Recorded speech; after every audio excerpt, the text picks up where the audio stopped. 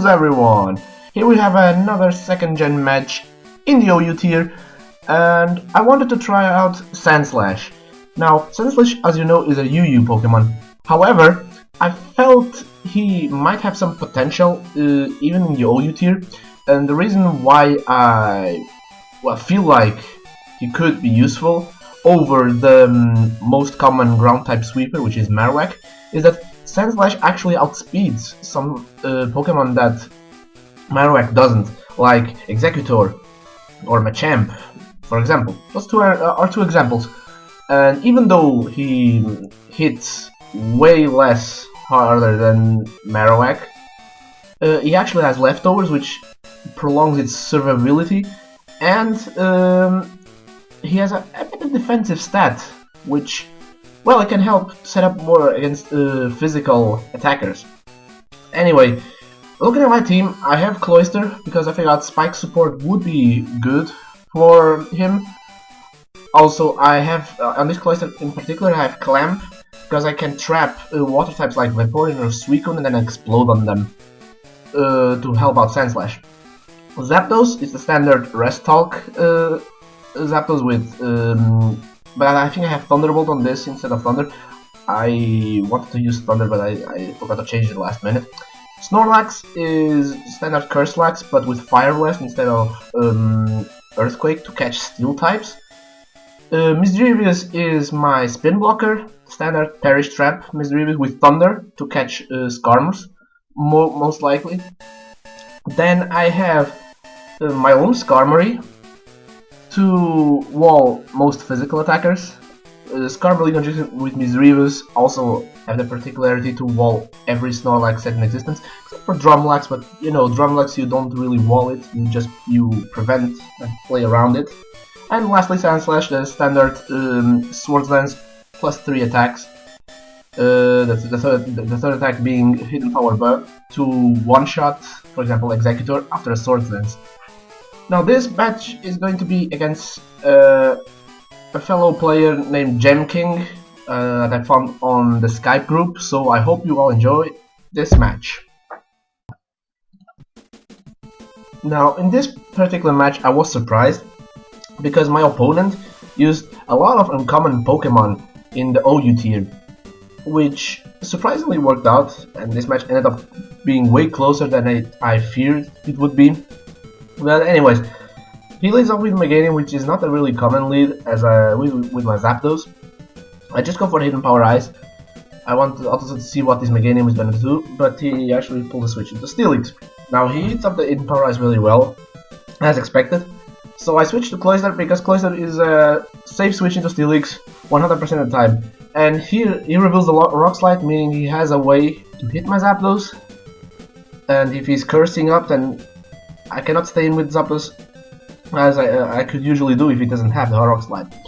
So set up my spikes here as he switches up into Girafarig, which is something you don't see in OU.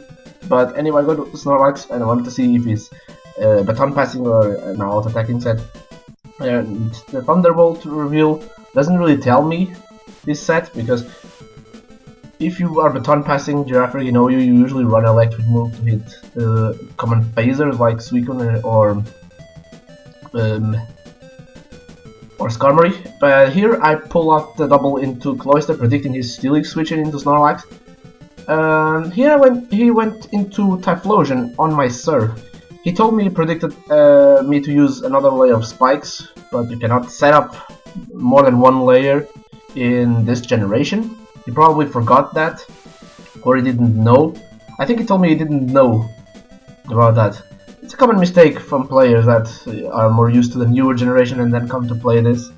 But yeah, anyway, here I bring in my Snorlax, which I figured out would be a good switch into Typhlosion, even because it is weakened and all that. But he will give me more trouble, than, as you will see here now, starting with this Dynamic Punch. He hits me and I hit myself with Confusion, which is really bad. Now I'm in a range where another Dynamic Punch can take me out. Even though it's only 50% accurate, I don't want to risk that. Plus I'm confused, so I pull back to my Zapdos. He actually goes for a Flamethrower. Does a good amount of damage. Yeah, Typhlosion is a very underrated Pokemon in OU. Now it goes back to Steelix. I went to the safe Thunderbolt, but yeah, it ends up predicting that well. Now knowing he has the Rock Slide, I cannot really stay in, because even though without Curse it doesn't do too much damage, but it will force me to rest early, and I don't want to, yeah, relying on Sleep Talk that early in the match, so especially having a lot of Pokemon that can check this Steelix, like this Skarmory. Now, with my spikes up, I figured out I can just go for a Whirlwind and get some spike shuffling going on. I get it well, and it still gets dragged back in. Now, if he had Roar here, he would probably prevail because, you know, only the slowest phasing move will work, but it just curses.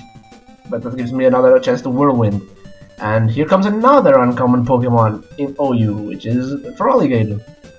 Now I think I just Toxic this to wear him down over the time, plus with the spikes. But yeah, as you know, even though it's uncommon Pokemon, I cannot underestimate them by any chance, because the most uncommon Pokemon are the ones that can surprise you the most as well. So I'm figuring out to go to Zapdos to see to scare him out, because I can take his attacks bar a well-timed Rock Slide, but if I can get my Zapdos without hitting a Rock Slide on the switch, I 100% scare him out, because he doesn't want to eat up a Thunderbolt. So go for HPIs, predicting a switch on his part, so I get more damage on this Steelix.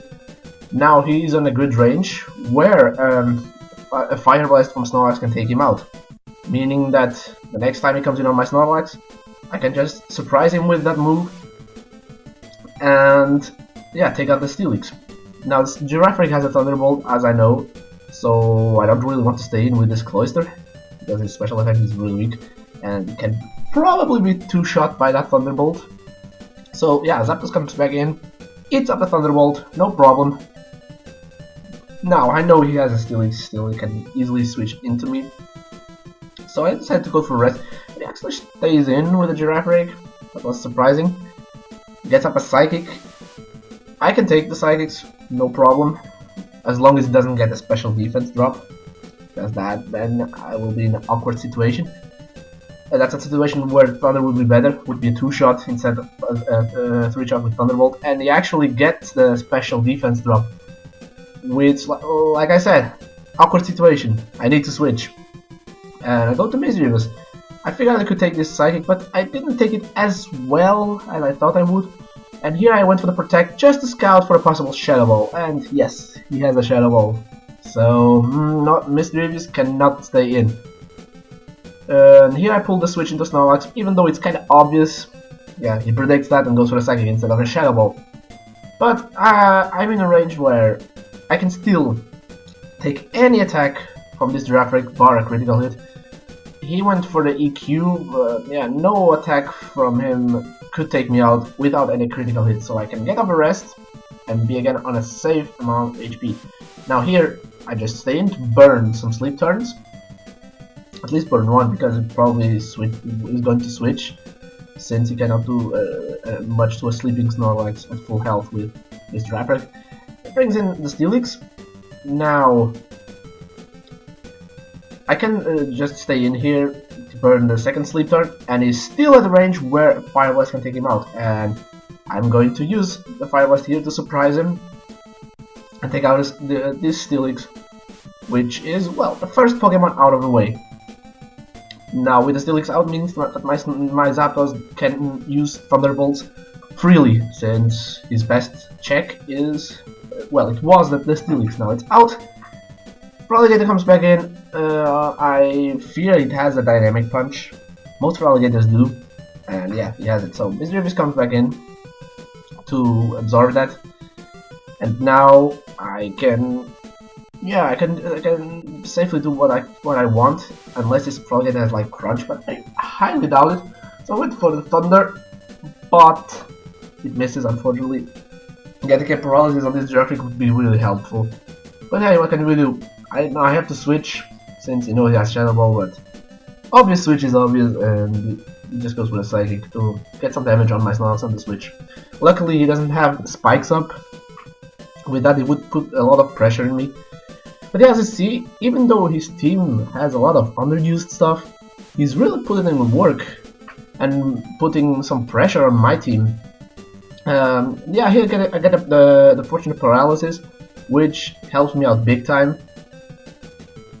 Since now this Giraffe is as good as that, I can use this opportunity to rest, just to be safe, because I don't want any crits or another type of hacks.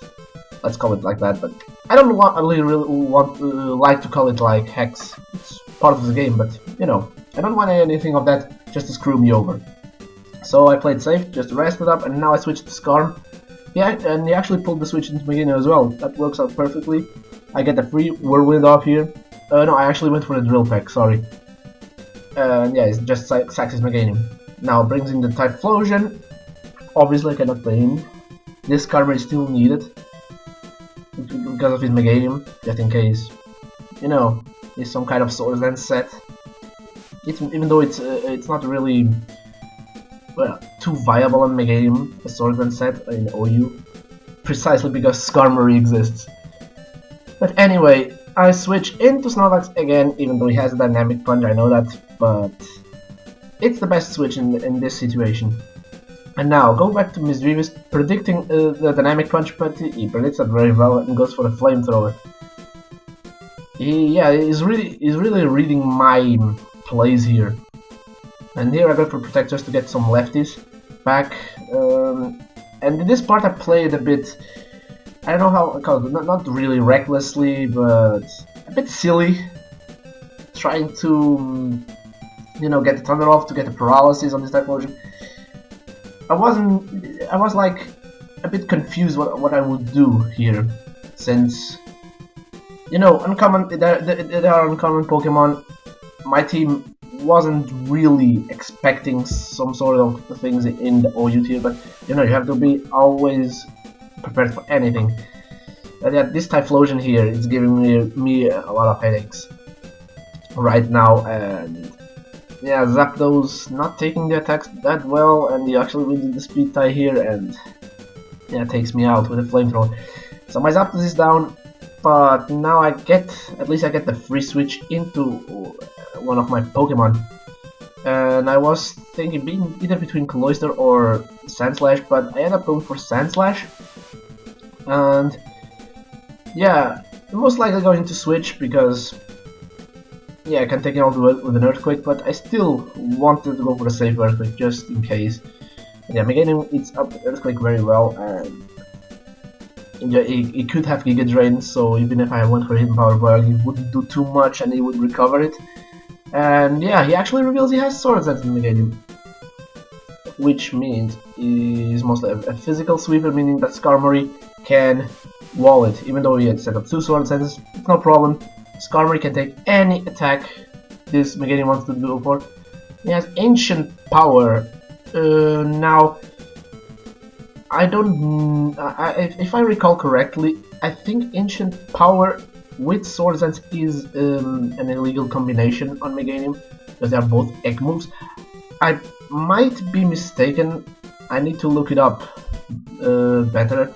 But even though it didn't really matter here, but still, just for the sake of consistency, I think it is an illegal combination.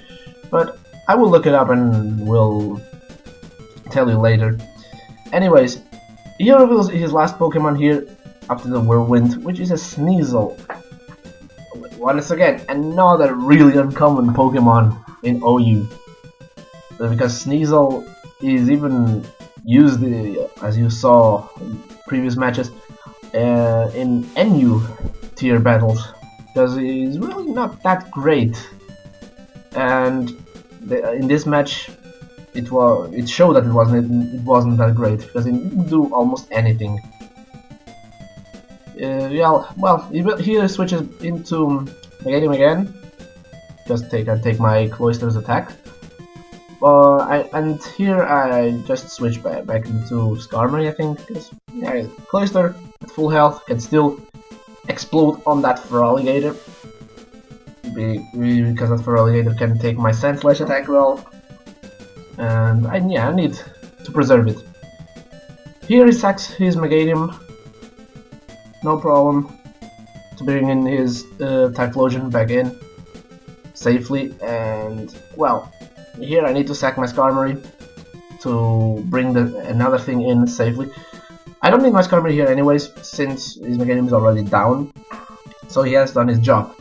Now, once again, I go for a safe Earthquake, because even if he brings in, because his Meganium is already dead, and even if he brings in the Feraligatr, he's poisoned. And he actually brings in the Sneasel, takes Spikes damage, takes poison damage, and unfortunately get a critical hit here with the EQ, which is more than enough to take the Sneasel out.